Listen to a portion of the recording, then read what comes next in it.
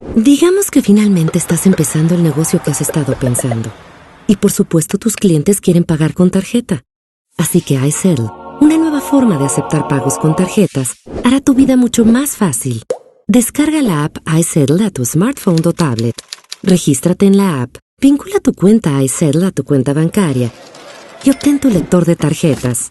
Ahora has adquirido todo lo que necesitas para comenzar a aceptar pagos con tarjetas. Para hacer cada venta rápida y sencilla, puedes agregar todos los productos a un catálogo. Así que cuando tu primer cliente aparezca, tienes el inventario completo a la mano.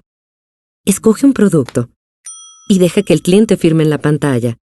Después puedes imprimir el recibo o enviarlo a tu cliente por correo electrónico. Y así, completaste tu primera venta.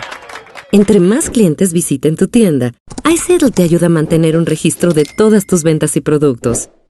Así que no hay razón para esperar. Empieza a crecer tu negocio a partir de hoy y deja que iSettle te ayude en el camino. iSettle. Pagos fáciles.